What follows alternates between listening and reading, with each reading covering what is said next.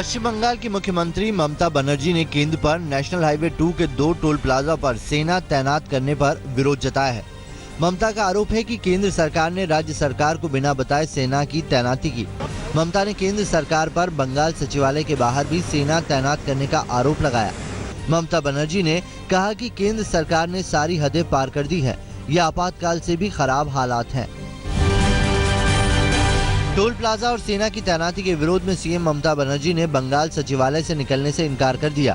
ममता ने कहा, मैं मरने से नहीं डरती, जब तक टोल प्लाजा से सेना नहीं हटाई जाती तब तक वहां से नहीं हटेंगी और लोगों के अधिकार के लिए लड़ती रहेंगी। आर्मी যতক্ষণ এখান থেকে উইথড্র না হবে আমার সেক্রেটারিয়েটের সামনের এখান থেকে motive is political, motive is vindictive, motive is unconstitutional. Bengal C M Mamata Banerjee के आरोपों पर सेना ने कहा कि सेना साल में 2 बार इस तरह का अभ्यास करती है, जिसका मकसद सड़कों के भार वहन संबंधी आंकड़े इकट्ठा करना होता है ताकि इसे मुश्किल वक्त में काम में लाया जा सके। सेना ने कहा कि सरकार के आदेश के बाद ये अभ्यास किया जा रहा है और सरकार पर संसदीय परंपरा के साथ खिलवाड़ करने का आरोप लगाया। विपक्ष ने सरकार पर आनन फानन में आयकर संशोधन विधेयक पास कराने का आरोप लगाया। विपक्ष ने कहा, किसी भी कानून में संशोधन पार्लियामेंट में बिल को बिना कोई डिस्कशन अलाउ किए लोकसभा में सरकार ने पास किया, इसलिए हम प्रेसिडेंट के यहाँ आए। उनको हमने बताया कि पार्लियामेंट्री प्रोसीजर फॉलो नहीं किया है और पार्लियामेंट की आवाज, लोकसभा की आवाज दबाई। कांग्रेस उपाध्यक्ष राहुल गांधी का ट्विटर अकाउंट हैक होने के एक दिन बाद कांग्रेस का आधिकारिक ट्विटर अकाउंट भी हैक हो गया। कांग्रेस का आरोप है कि पार्टी का अकाउंट हैक कर उस पर अभद्र बातें लिखी गई। कांग्रेस ने पार्टी का ईमेल भी हैक होने की आशंका जताई है। कांग्रेस की ओर से की गई शिकायत के बाद मामले की जांच शुरू कर दी गई है। राहुल गांधी ने पार्टी नेताओं और सांसदों से ट्विटर अकाउंट हैक होने का मामला संसद में नहीं उठाने को कहा है। सूत्रों के अनुसार राहुल गांधी ने पार्टी नेताओं से कहा है कि ये सीधे जनता से जुड़ा मुद्दा नहीं है। पार्टी नेता और सांसद ट्विटर हैकिंग पर नहीं, नोटबंदी के मुद्दे पर फोकस करें। पंजाब में अगले साल होने वाले विधानसभा चुनावों के मद्देनजर वहां सियासी हमले भी तेज हो गए हैं। पंजाब कांग्रेस अध्यक्ष कैप्टन अमरिंदर सिंह ने वित्त मंत्री अरुण जेटली को अमृतसर से चुनाव लड़ने की चुनौती दी है। अमरिंदर ने कहा है कि इसे मोदी सरकार के नोटबंदी के फैसले पर जनमत संग्रह माने और मेरी चुनौती स्वीकार करें। गौरतलब है कि 2014 के लोकसभा चुनावों में अरुण जेटली अमृतसर लोकसभा सीट से अमरिंदर सिंह के खिलाफ भारी अंतर से चुनाव हारे थे।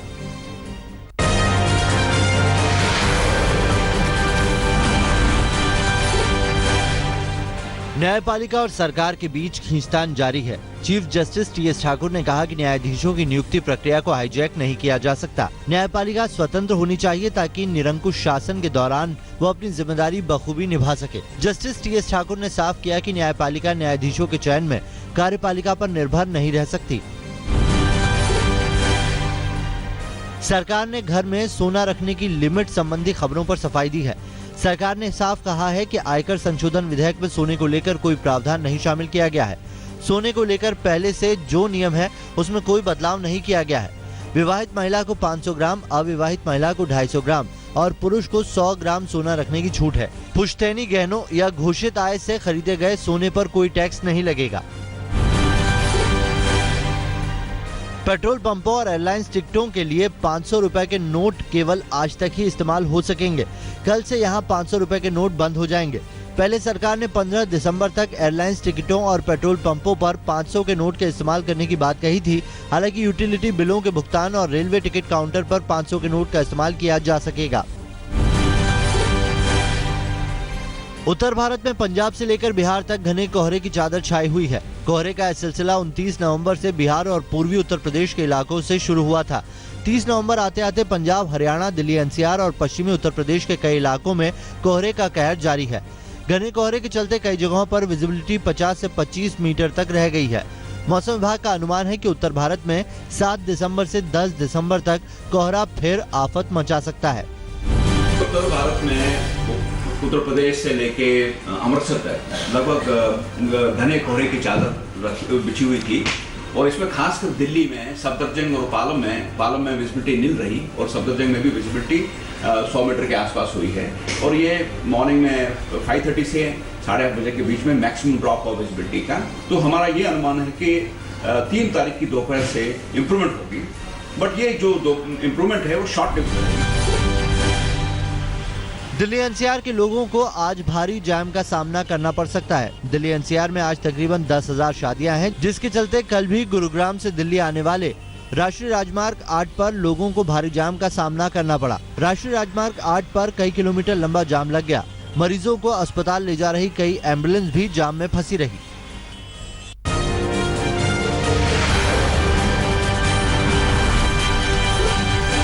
नोटबंदी पर आज सुप्रीम कोर्ट में अहम सुनवाई होगी। सुप्रीम कोर्ट आज फैसला करेगा कि नोटबंदी पर दिल्ली हाई कोर्ट सुनवाई करे या फिर खुद सुनवाई करे। उधर नोटबंदी पर गृह मंत्रालय ने अर्धसैनिक बलों के अधिकारियों की बैठक बुलाई है।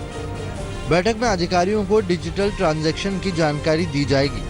वहीं नोटबंदी को लेकर संसद की लोक लेखा समिति ने आरबीआई गवर्नर, वित्त सचिव और आर्थिक मामलों के सचिव को तलब किया है। नीति आयोग के उपाध्यक्ष अरविंद पनगड़िया ने नोटबंदी के बाद कुछ और सख्त फैसलों के संकेत दिए हैं। आज तक से खास बातचीत में पनगड़िया ने कहा कि 2000 के नोटों को लेकर लीक होने की जानकारी मिली थी, जिस कारण वक्त से पहले नोटबंदी का ऐलान करना पड़ा। पनगड़िया ने राहत के भी संकेत दिए। रियल एस्टेट पर स्टैंप ड्यूटी और सोने पर कस्टम ड्यूटी में छूट देने के संकेत दिए गए। जम्मू कश्मीर के नगरोटा में हुए आतंकी हमले के बाद भारत ने कड़े शब्दों में पाकिस्तान को चेतावनी दी है। विदेश मंत्रालय के प्रवक्ता विकास स्वरूप ने साफ कर दिया कि आतंकवाद जारी रहने के माहौल में पाकिस्तान के साथ वार्ता नहीं हो सकती। विकास स्वरूप ने कहा कि सरकार ने नगरोटा घटना को बहुत गंभीरता से लिया है। सरकार अगले कदमों पर फैसला करने से पहले नगरोटा हमले के बारे में विस्तृत जानकारी का इंतजार कर रही है। हमारी राष्ट्रीय सुरक्षा के लिए उसे जो भी जरूरी लगेगा किया जाएगा। सिनेमा हॉल में फिल्म शुरू होने से पहले राष्ट्रगान गाने के सुप्रीम कोर्ट के आदेश के बाद संसद में राष्ट्रगान गाने की मांग तेज हो गई है। कांग्रेस रिलायंस जियो ने 31 मार्च तक फ्री वॉइस कॉल और डेटा का ऑफर बढ़ा दिया है। रिलायंस इंडस्ट्रीज लिमिटेड के चेयरमैन मुकेश अंबानी ने रिलायंस जियो के वेलकम ऑफर को खत्म करने और नए ऑफर का ऐलान किया। 4 दिसंबर 2016 से सभी जियो यूजर्स को एक बार फिर से डेटा, वॉइस और सभी जियो ऐप्स की एक्टिवेशन 31 मार्च 2017 तक फ्री मिलेंगी।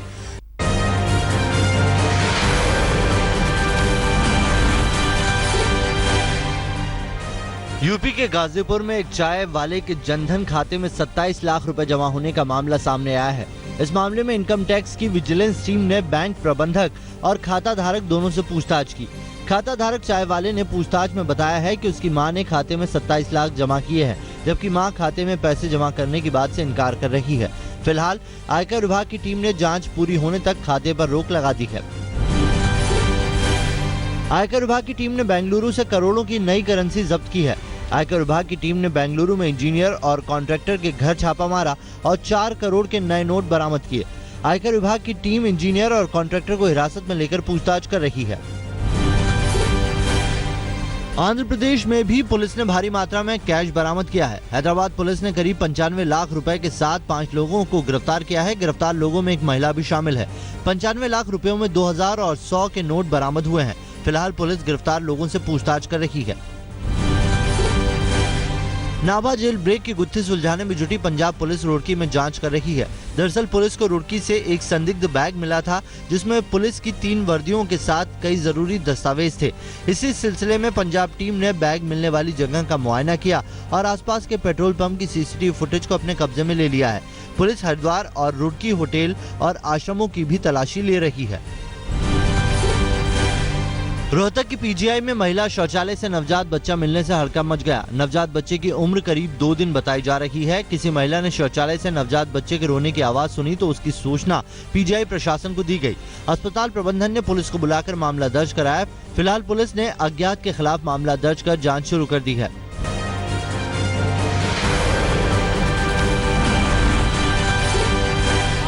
यूपी के हापुड़ में नाबालिग से रेप की कोशिश करने पर गुस्साए ग्रामीणों ने मौके पर ही युवक की लात घूंसों से पिटाई की। दरअसल धौलाना इलाके में घर से स्कूल जा रही छात्रा को एक युवक ने रास्ते में दबोच लिया और उसके साथ रेप की कोशिश की। ग्रामीणों ने आरोपी युवक को पीट कर अधमरा कर दिया। पीड़िता के परिजनों की तहरीर पर पुलिस ने आरोपी के खिलाफ रेप की कोशिश का मुकदमा दर्ज कर जेल भेज दिया है। यूपी के महाराजगंज में नाबालिग से गैंगरेप का मामला सामने आया है। महाराजगंज अस्पताल संचालक के भांजे और 2 दोस्तों पर अस्पताल में इलाज कराने पहुंची नाबालिग से गैंगरेप का आरोप लगा है।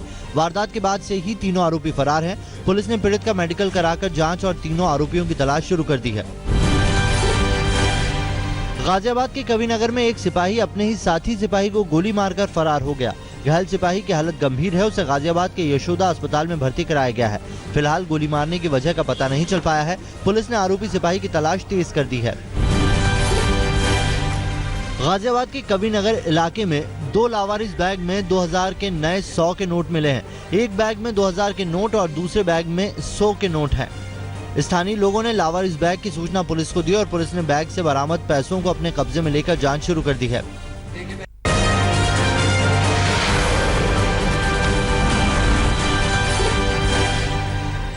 बीसीसीआई ने आज दिल्ली में एजीएम बुलाई है। एजीएम में लोढ़ा कमेटी के स्टेटस रिपोर्ट पर बीसीसीआई के आला अधिकारी माथापच्ची करेंगे। आपको बता दें कि लोढ़ा कमेटी ने सुप्रीम कोर्ट से सभी अधिकारियों को हटाने और पूर्व केंद्रीय गृह सचिव जीके पिल्लई को पर्यवेक्षक नियुक्त करने की अर्जी दी है। इस मामले में सुप्रीम कोर्ट 5 दिसंबर को सुनवाई करेगा। भारत की स्टार बैडमिंटन खिलाड़ी साइना नेहवाल मकाऊ ओपन के क्वार्टर फाइनल में पहुंच गई है। साइना ने गुरुवार को अपना शानदार खेल जारी रखते हुए करीब 1 घंटे तक चले मुकाबले में इंडोनेशिया की दिनार दयाह ऑस्टिन को 17-21, 21-18, 21-12 से मात देकर क्वार्टर फाइनल में जगह बनाई। भारतीय महिला क्रिकेट टीम ने श्रीलंका को 52 रन से हराकर T20 एशिया कप के फाइनल में जगह बना ली है। टॉस जीतकर पहले बल्लेबाजी करते हुए भारत ने मिताली राज के 62 रनों की बदौलत 20 ओवर में 4 विकेट खोकर 121 रन बनाए। जवाब में श्रीलंका की टीम 69 रन पर ही ढेर हो गई। मास्टर ब्लास्टर सचिन तेंदुलकर की आत्मकथा प्लेइंग इट माई वे को आत्मकथा श्रेणी में क्रॉसवर्ड पॉपुलर अवार्ड से नवाजा गया है। प्लेइंग इट माई वे विमोचन के पहले दिन ही दोनों फिक्शन और नॉन फिक्शन श्रेणियों में सबसे अधिक बिकने वाली किताब रही, जिसके कारण वो लिम्का बुक ऑफ रिकॉर्ड्स में भी दर्ज हो गई। क्रॉसवर्ड पॉपुलर अवार्ड मिलने के बाद सचिन ने अपने प्रशंसकों का शुक्रिया अदा किया। गोवा में क्रिकेटर युवराज सिंह और हेजल कीच की आज हिंदू रीति रिवाज से शादी होगी। शादी में शामिल होने के लिए कप्तान विराट कोहली भी गोवा पहुंच चुके हैं। इस शादी में बॉलीवुड एक्ट्रेस अनुष्का शर्मा भी शामिल हो सकती हैं। युवराज सिंह ने शाम को पार्टी भी रखी है, जिसमें क्रिकेट के साथ साथ बॉलीवुड के भी कई सितारों के आने की उम्मीद है।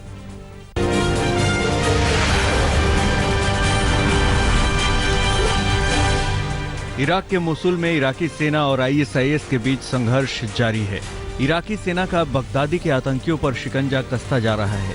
इस वीडियो को IS से जुड़ी अमाक न्यूज एजेंसी ने जारी किया है। ISIS इस वीडियो के जरिए अपनी मौजूदगी जताने की कोशिश कर रहा है। सीरिया के अलेप्पा में सीरियाई विद्रोहियों के रॉकेट लॉन्चर से हमला करने का वीडियो सामने आया है। ये वीडियो सोशल मीडिया पर अपलोड किया गया। सीरिया का अलेप्पो शहर 2 हिस्सों में बटा है।